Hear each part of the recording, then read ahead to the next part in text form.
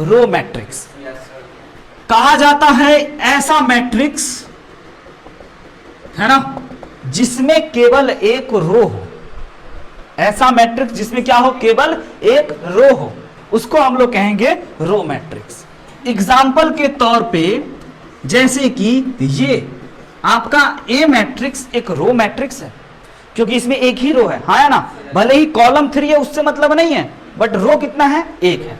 अच्छा, अगर हम बी मैट्रिक्स दे दें तो क्या आप इसको एक रो मैट्रिक्स कहोगे? यस सर, इसमें एक रो है, बस एक रो होना अनिवार्य है, बाकी जितना भी कॉलम दे दो कोई मतलब नहीं, अगर एक रो हो गया तो बोल देंगे रो मैट्रिक्स। टाइप 1। टाइप 2 पे आते हैं बच्चों, टाइप 2 पे आते हैं कॉलम मैट्रिक्स। आप समझ गए होंगे, ऐसा मैट्रिक्स जिसमें केवल और केवल एक कॉलम है ना, लाइक इस प्रकार का चीज, एक मैट्रिक्स जिसमें एक ही कॉलम हो, रो कितना भी हो चलेगा, है ना। अब तुम बताना बाबू कि इसको क्या हम लोग रो मैट्रिक्स और कॉलम मैट्रिक्स बोल सकते हैं? सर बी एक ऐसा मैट्रिक्स है जिसको हम रो भी बोल सकते हैं और कॉलम भी बोल सकते हैं। बहुत इजी, डेफिनेशन के लिए किसी एक बेसिक बुक को देख लीजिए, बड़ी बात नहीं है, समझते चलना। ओके, तीसरे टाइप पे आते हैं। रो मैट्रिक्स हो गया, कॉलम मैट्रिक्स हो गया, है ना, और उसके बाद स्क्वायर मैट्रिक्स। नल मैट्रिक्स पहले लिख लीजिए, नल मैट्रिक्स। नल मैट्रिक्स को भी बच्चों लोग जीरो मैट्रिक्स कहते हैं। कहा जाता है कि ऐसा मैट्रिक्स, राइट है, जिसका ईच एंड एवरी एलिमेंट बच्चों कैसा हो, जीरो हो, तो उस मैट्रिक्स को हम लोग नल मैट्रिक्स या जीरो मैट्रिक्स कहते हैं। एग्जाम्पल के तौर पे देख लीजिए, each and every element zero होना चाहिए, इसको नल मैट्रिक्स कहेंगे। नल को ही जीरो नाम रखता है लोग, नल या जीरो मैट्रिक्स। चौथे टाइप पे आइए, स्क्वायर मैट्रिक्स। ये स्क्वायर मैट्रिक्स क्या होता है? एक ऐसा मैट्रिक्स, ध्यान से सुनना, एक ऐसा मैट्रिक्स जिसमें जितना रो हो उतना ही कॉलम, है ना, वह बिल्कुल स्क्वायर जैसा दिखता भी है ना। तो अगर जितना रो हो, कहने का मतलब अगर डेफिनेशन सर लिखवाओगे तो हम कहेंगे हाँ लिख लो, number of rows is equal to number of column. Okay, जितना रो उतना कॉलम। एग्जाम्पल के तौर पे ये देख लीजिए, इस मैट्रिक्स को दुनिया वाला क्या कहेगा बच्चों? एक स्क्वायर मैट्रिक्स कहेगा, है ना, हिंदी में वर्ग मैट्रिक्स, है ना, ये 2 क्रॉस 2 का है। अच्छा, इसको बच्चों ये बी वाला हम अगर एक मैट्रिक्स दे दिए, क्या आप इसको स्क्वायर मैट्रिक्स बोल सकते हो? yes, क्यों? क्योंकि सर एक रो है एक कॉलम है। इसको आप रो मैट्रिक्स भी बोल सकते हो, इसको आप कॉलम मैट्रिक्स भी बोल सकते हो, समझ रहे हो? तो नाम से काम क्लियर हो रहा है ना, ऐसा फील आ रहा है ना। तो अब देख लीजिए, अगर हम आपको सी दे दें तो ये भी कहोगे ठीक है सर, समझ गए, 3 रो है तो 3 कॉलम होना जरूरी, 3 क्रॉस 3 होना अनिवार्य है। क्या इसको बच्चों स्क्वायर मैट्रिक्स कहेंगे?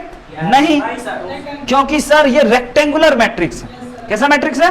रेक्टेंगुलर। 2 शेप होता है ना, एक स्क्वायर होता है एक रेक्टेंगुलर होता है, तो ये रेक्टेंगुलर मैट्रिक्स। इसको स्क्वायर कहोगे?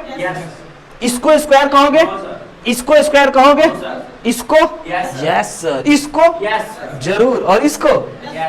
वेरी गुड, क्लियर है?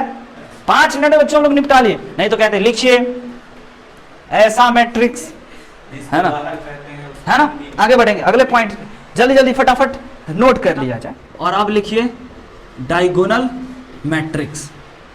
एक ऐसा मैट्रिक्स, है ना, जिसका हम बताएं प्रिंसिपल डायगोनल, एक खास प्रकार का डायगोनल, है ना, बस वो कुछ ना कुछ एलिमेंट हो, बाकी सारा एलिमेंट बच्चों आपका जीरो।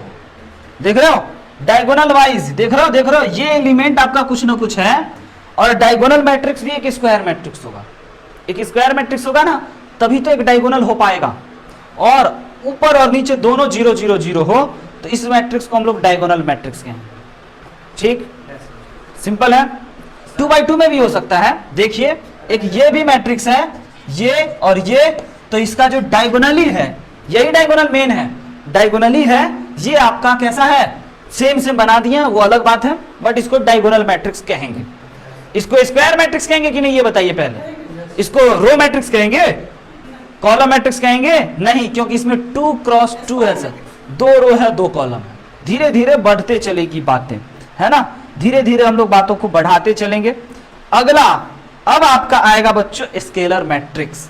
अब है ना, स्केलर मैट्रिक्स के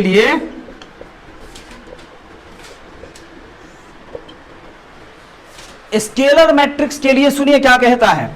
स्केलर मैट्रिक्स के लिए कहता है कि एक स्क्वायर मैट्रिक्स होना चाहिए। नहीं, ये बहुत सही नहीं बोले, एक डायगोनल मैट्रिक्स होना चाहिए और उसका डायगोनली एलिमेंट सेम होना चाहिए। अब जैसे ही कोई आदमी आपको बोल दे कि एक डायगोनल मैट्रिक्स होना चाहिए, तो आपके दिमाग में इतना समझ में आना चाहिए कि डायगोनली कुछ एलिमेंट हो, नॉन डायगोनली जीरो हो और स्क्वायर होगा। समझ रहे हैं? अगर हम बोल दिए कि भाई कोई एक डायगोनल मैट्रिक्स है, तो आपके दिमाग में क्या ख्याल आया कि यस सर, इसका डायगोनली कोई एलिमेंट होगा और नॉन डायगोनली जीरो होगा, है ना? तो और एक स्क्वायर मैट्रिक्स होगा। बहुत अच्छी बात। तो एक स्केलर मैट्रिक्स को होने के लिए कम शब्द में लोग बोलना चाहता है कि एक ऐसा डायगोनल मैट्रिक्स जिसका डायगोनली सेम सेम सेम। तो जैसे ही आप डायगोनल बोल दिए तो और सब जीरो हो गया, है ना? समझ रहे हैं ना? जैसे ही आप डायगोनल बोल दिए तो ये सारा बात हो गया, इसमें अब दूसरा बात नहीं बोलने की जरूरत है। हाँ, आप बोलते सर एक ऐसा मैट्रिक्स जो एक स्क्वायर मैट्रिक्स हो और उसका डायगोनली सेम हो और नॉन डायगोनल जीरो, तब आप सही। लेकिन हम तो इन सभी बातों को श्रिंक कर दिए सिर्फ डायगोनल मैट्रिक्स बोल करके। ओके और नॉट? तो डायगोनल मैट्रिक्स में सेम सेम सेम होना चाहिए, है ना, डायगोनल एलिमेंट। और ये जब सेम सेम सेम हो जाए तो यही डायगोनल मैट्रिक्स बन जाता है स्केलर मैट्रिक्स, जब ये सेम सेम सेम बन जाता है। ओके, अब हम आपको यहां से क्रॉस क्वेश्चन बच्चों करते चलेंगे, है ना? क्रॉस क्वेश्चन हम आपसे पूछते चलेंगे। अब बताओ, क्या इसको आप एक स्क्वायर मैट्रिक्स कहोगे? यस और नो बोलो। क्या इसको डायगोनल कहेंगे? क्या इसको स्क्वायर कहेंगे? तो यहां पे तीनों में यस यस यस आया। इसमें आते हैं, क्या आप इसको एक स्क्वायर मैट्रिक्स कहोगे? डायगोनल मैट्रिक्स कहोगे? स्केलर मैट्रिक्स कहोगे? नहीं सर। समझ रहे हैं? तो यहां दो सत्य हो गए, एक असत्य, और इसमें तीनों का तीनों। अब अगला टाइप देखिए, सब जुड़ा हुआ है। अगला type unit matrix. Unit matrix को प्यार से आइडेंटिटी मैट्रिक्स भी कहते हैं, है ना? यूनिट मैट्रिक्स कहता है, फिर देखिए, कम शब्दों में बोले या बड़े शब्दों में बोले? कम शब्दों में बोले तो एक ऐसा स्केलर मैट्रिक्स जिसका डायगोनल एलिमेंट एक हो। मतलब यहां जो 2 2 2 लिखा हुआ है ना, या यहाँ 3 3 3 लिखा हुआ होता है ना, 4 4 4 लिखा हुआ था ना, उसकी जगह पे आप 1 1 1 और 1 कर दो, तो बच्चों आपका ये बन जाएगा एक यूनिट मैट्रिक्स। अच्छा, समझे कि नहीं समझे बच्चों? बहुत इंपॉर्टेंट मुद्दों की बात है। कहां पे? अच्छा, टाइपिंग मिस्टेक है। समझे कि नहीं समझे? अब देखना, फिर से बात समझना। इसको स्क्वायर कहोगे, डायगोनल कहोगे, स्केलर कहोगे, यूनिट कहोगे, आइडेंटिटी कहोगे, रो कहोगे, कॉलम कहोगे, नल कहोगे, जीरो कहोगे। मतलब पक्का होते जा रहा है, बिना रटे बिना जाने। बहुत बढ़िया बच्चों, रिदम में सब। अब इसके आगे एक और है ना, ये आप समझ गए। अच्छा, unit matrix is denoted by I. लिख लीजिएगा, unit matrix is denoted by I. ये आई ना बड़ा इंपॉर्टेंट रोल में होता है बच्चों। आई बराबर देखिए, ये आई ना क्वेश्चन के हिसाब से अपना रूप बदल लेता है। कभी कभी आई बराबर आप लिख सकते हो 1 1 0 0, है ना? कभी आप लिख सकते हो i इज इक्वल टू 1 1 0 0 0 0 0 0, इस प्रकार से। कभी आपको आवश्यकता पड़े जीवन में तो आप i इज इक्वल टू लिख सकते हो 1 0 0 0 0 1 0 0 0 0 1 0 0 0 0 0 1। मतलब एक i इतना चीज में है। हाँ, सवाल के हिसाब से। सवाल में अगर हम लोग 2 बाई 2 के मैट्रिक्स का खेल होगा तो i की जगह पे ये लिखेंगे, 3 बाई 3 का खेल होगा तो ये लिखेंगे। और बिलीव में सिर्फ इसी दोनों में काम बन जाता है, इसकी आवश्यकता नहीं पड़ती है। कभी भी 4 बाई 4 मैट्रिक्स का आपको दर्शन नहीं होने देंगे। जेई तक नहीं होता है बच्चों, लेकिन जेई तो जानते हैं एन तक ले जाता है, उसकी बात ही छोड़ दीजिए।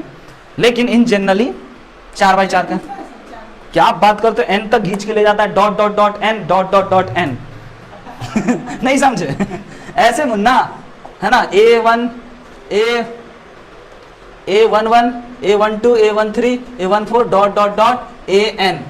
ओके, इधर और इधर A21 A31 A41, ठीक है ना, फर्स्ट कॉलम में जी रहा है ना हम लोग, हाँ, ऐसे डॉट डॉट डॉट AN1 लीजिए, n क्रॉस n का मैट्रिक्स है, n रो है, n कॉलम है, n स्क्वायर एलिमेंट है, कितने एलिमेंट है, कैसे जान गए सर, तो भाई ऑर्डर को मल्टीप्लाई कर दो, एलिमेंट पता चल जाएगा, नंबर ऑफ एलिमेंट। अगले प्रकार पे चलें, बिना रटे बच्चों क्लियर होते जा रहा है, ये बहुत बड़ी बात है।